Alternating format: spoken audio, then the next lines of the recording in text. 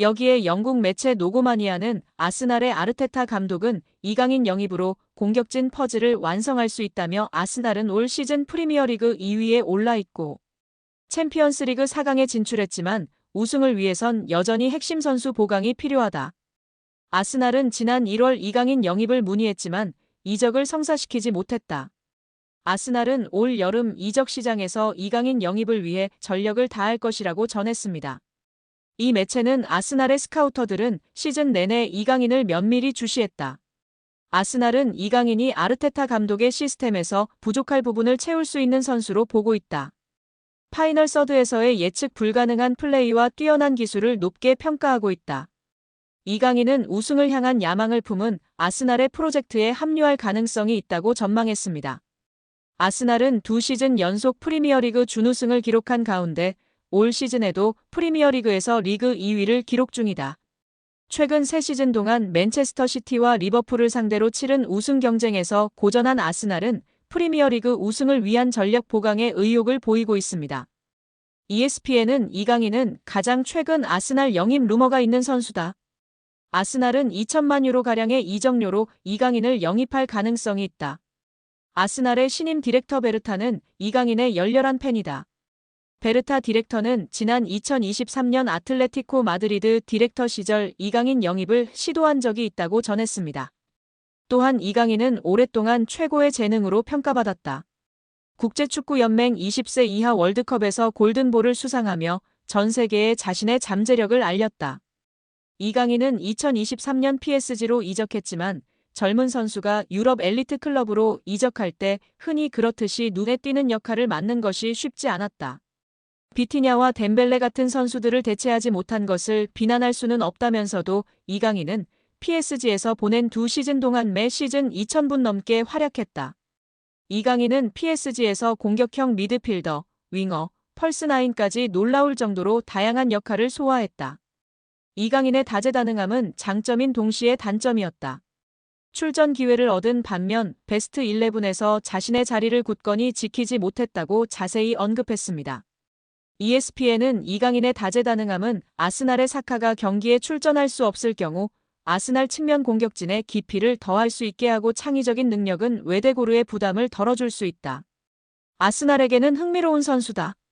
이강인은 웨데고르처럼 영리하고 창의적인 왼발잡이이자 강력한 세트피스 키커라며 이강인이 아스날의 합류에 꾸준한 활약을 펼칠 수 있을 것으로 예측했습니다. 올 여름 파리 생제르맹을 떠날 것이 유력한 이강인이 아스널과 다시 한번 연결되며 화제입니다. 영국 더선은 아스널은 PSG 미드필더 이강인 영입을 고려하고 있다라며 미켈 아르테타 감독은 1월에 이 선수에게 관심을 보였다. 새로운 아스널 스포츠 디렉터인 안드레아 베르타는 그를 영입하기 위해 스쿼드에 자리를 마련하라고 독려할 예정이라고 보도했습니다. 또한 최근 프랑스 유력 스포츠지 레퀴프도 PSG는 이강인의 이적을 열어두고 있다.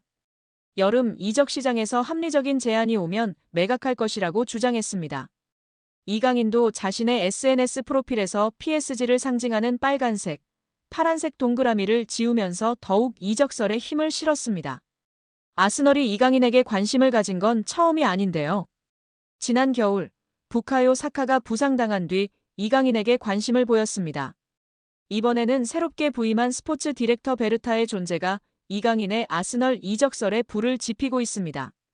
베르타는 2023년 당시 아틀레티코 마드리드에서 이강인 영입을 추진했다가 실패했던 인물입니다. 더선은 PSG가 이적을 언하고 있기에 이 선수의 이적이 비교적 빨리 완료될 가능성이 있다.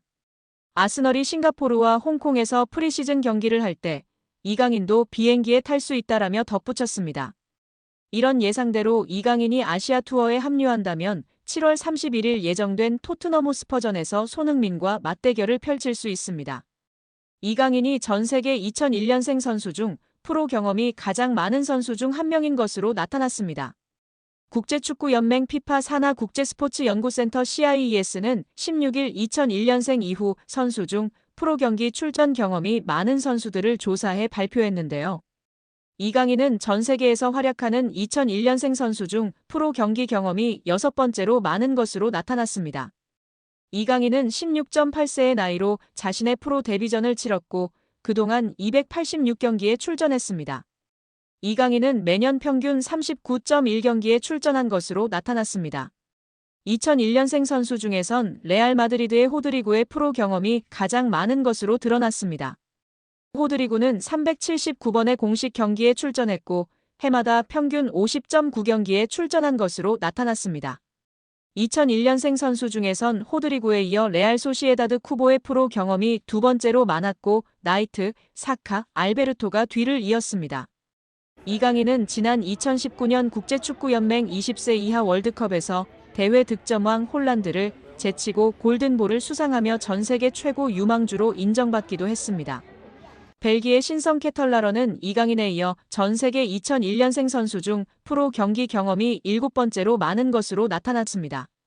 이어 이강인의 파리 생제르맹 동료 크바라츠헬리아가 전 세계 2001년생 중에선 8번째로 프로 경험이 많은 것으로 드러났습니다.